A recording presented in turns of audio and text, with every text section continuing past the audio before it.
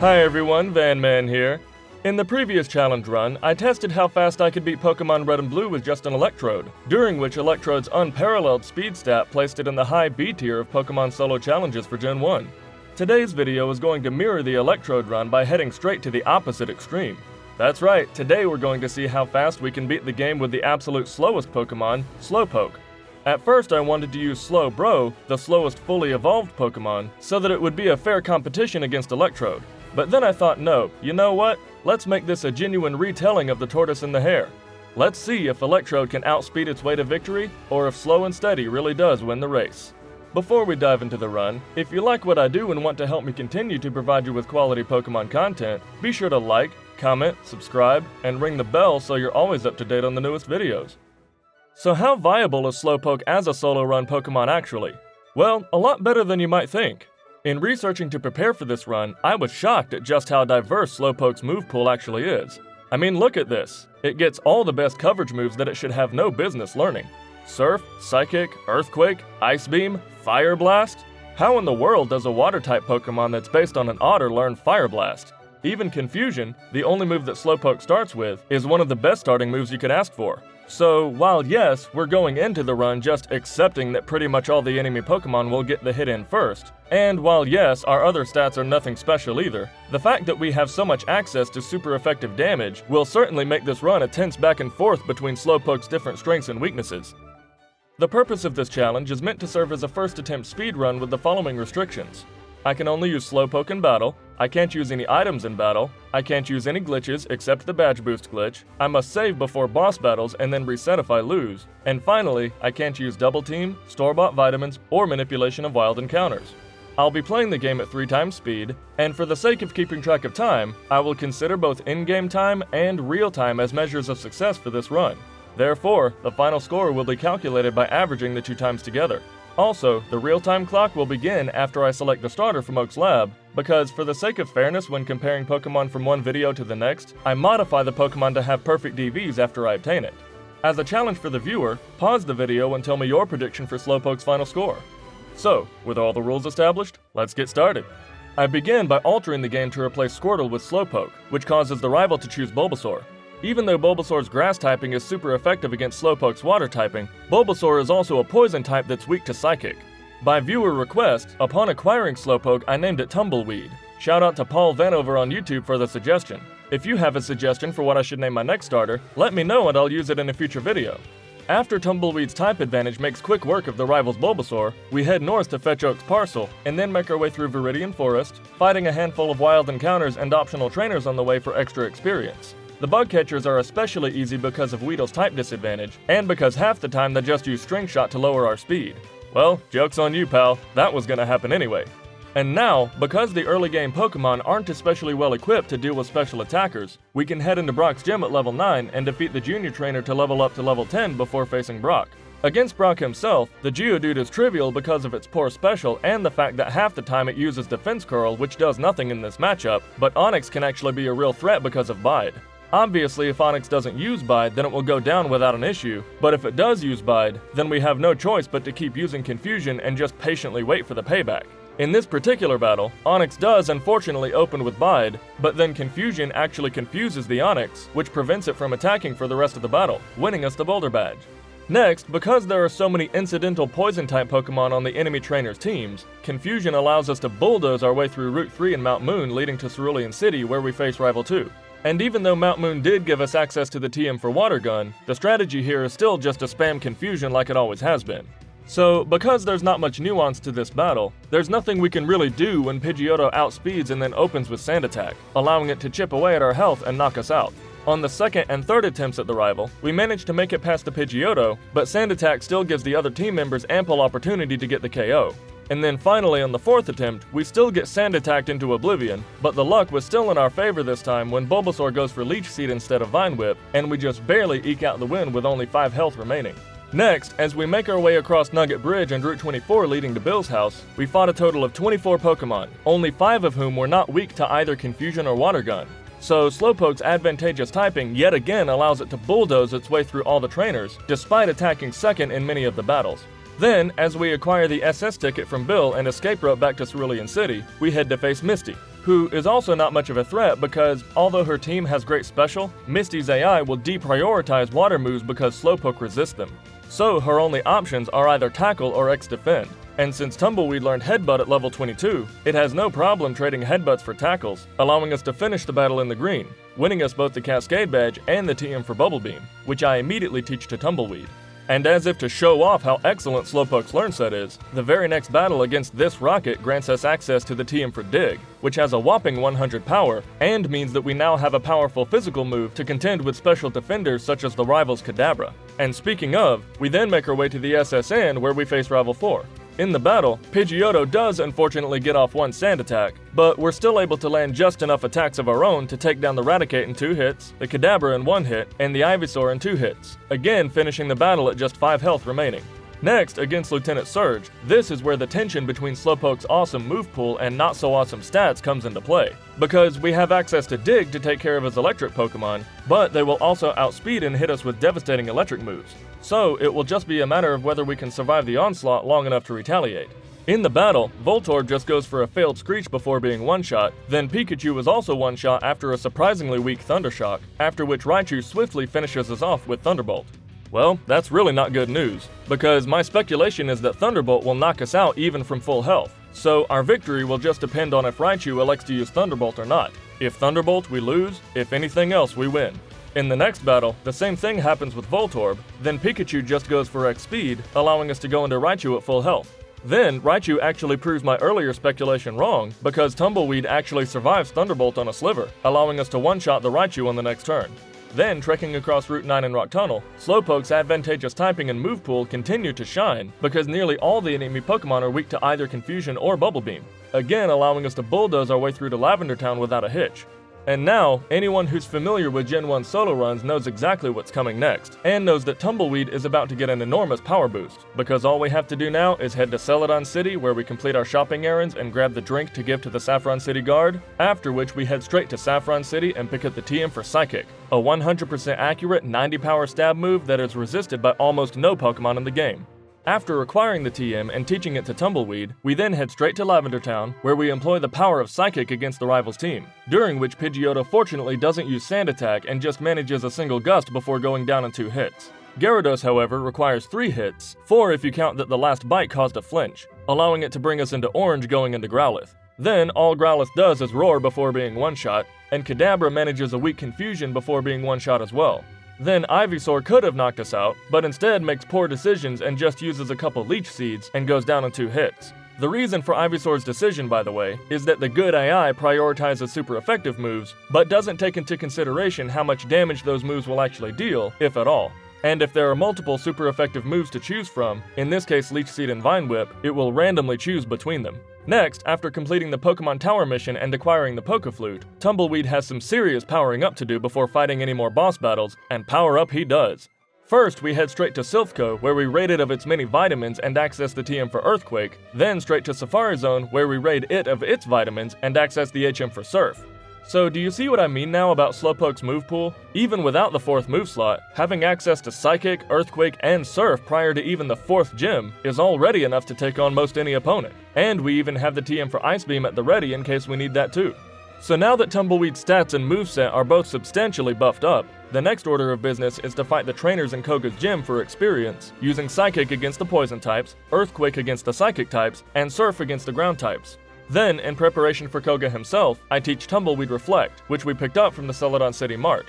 In the battle against Koga, I'm sure it won't surprise you that his team's defenses were no match for Psychic, and their offenses were no match for Reflect. To start, we set up Reflect against the first Coughing, which doesn't attack and is then one-shot. Muck then fails both of its attacks in the form of Disable and Poison Gas before being two-shot, and then we actually outspeed the next Coughing and one-shot it as well. Then finally, Weezing gets off a weak Sludge, after which Psychic deals about half, and then an X attack from Koga followed by one more Psychic from Tumbleweed is enough to get the job done, winning us the Soul Badge.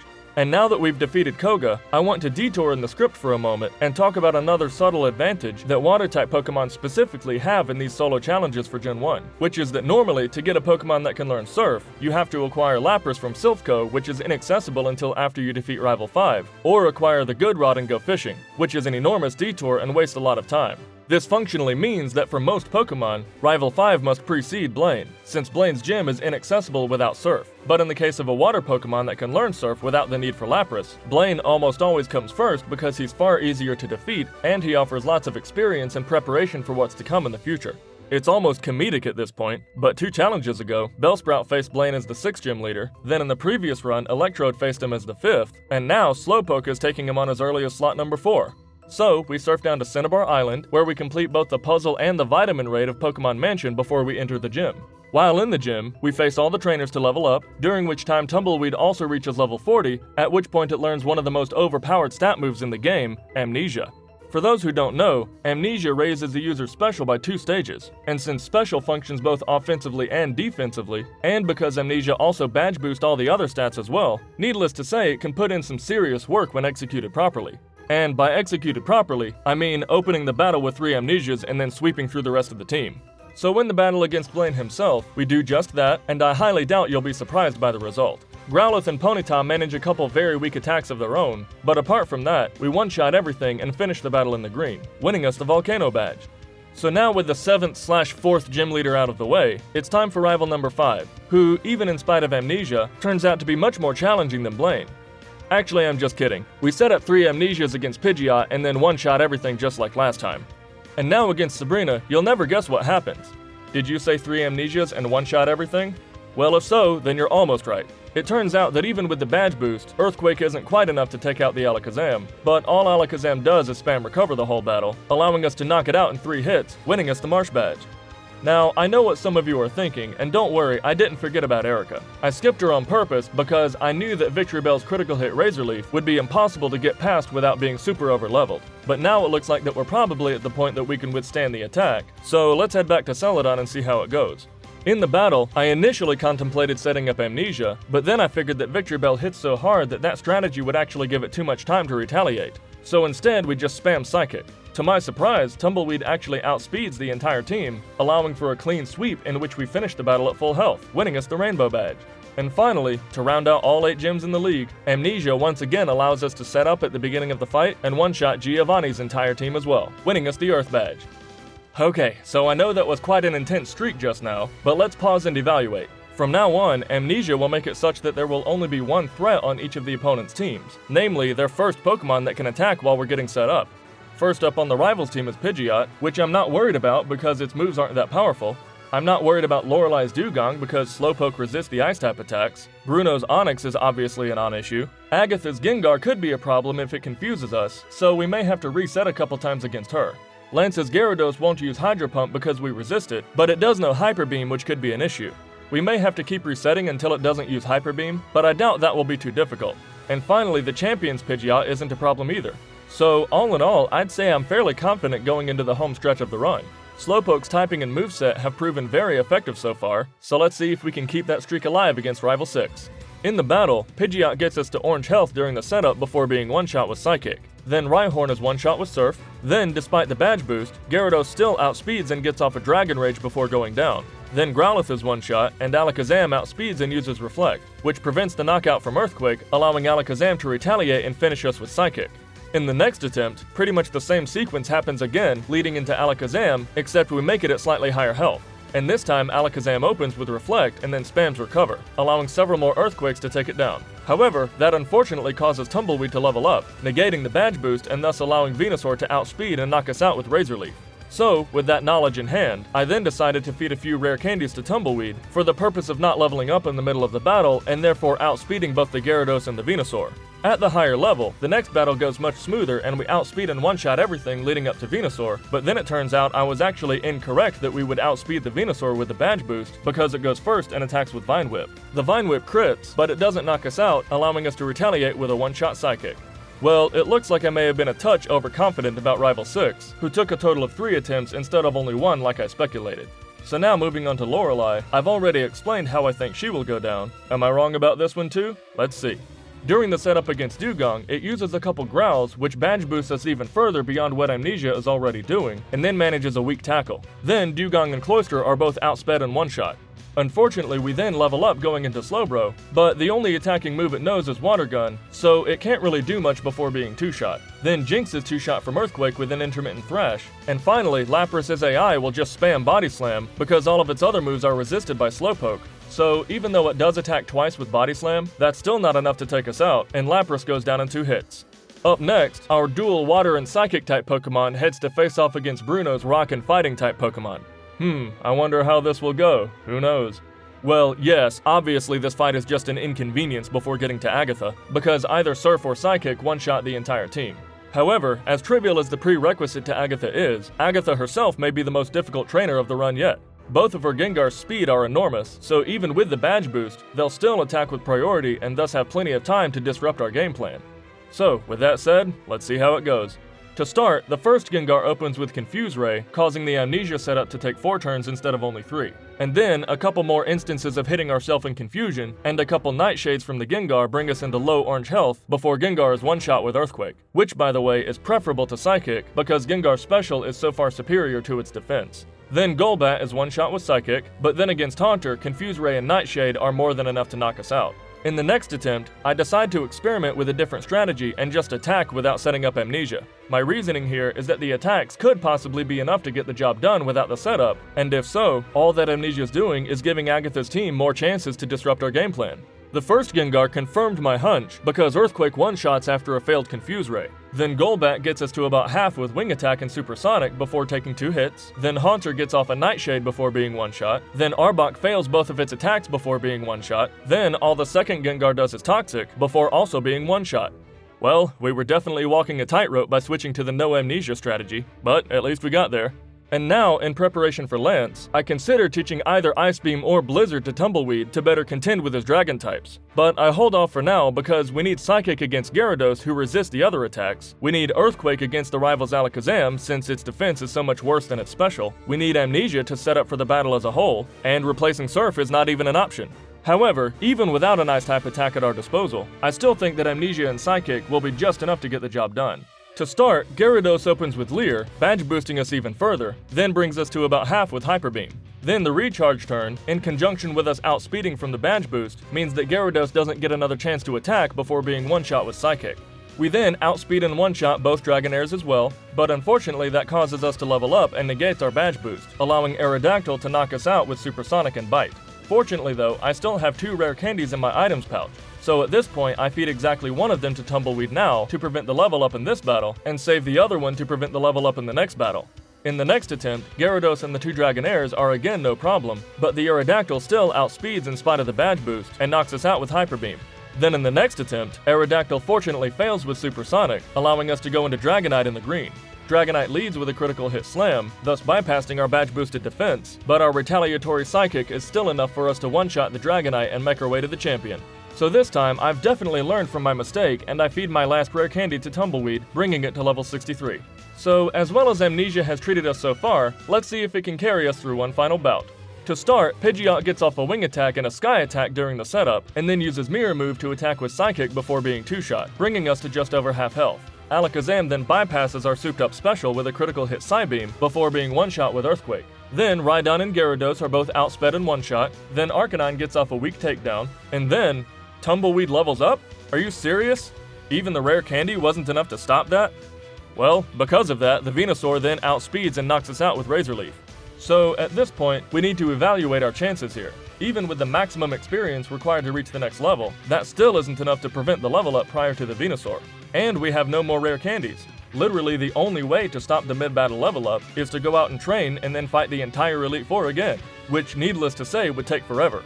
As of now, it's still faster just to keep resetting until the Venusaur cooperates. After all, there's only a 1 in 3 chance that Venusaur will use Razor Leaf anyway, because it could also use Mega Drain, which after Amnesia will do very little, or Solar Beam, which will allow us to retaliate during the charge-up turn. The only reason Razor Leaf in particular is so scary is because it has an increased critical hit ratio, thus bypassing Amnesia altogether.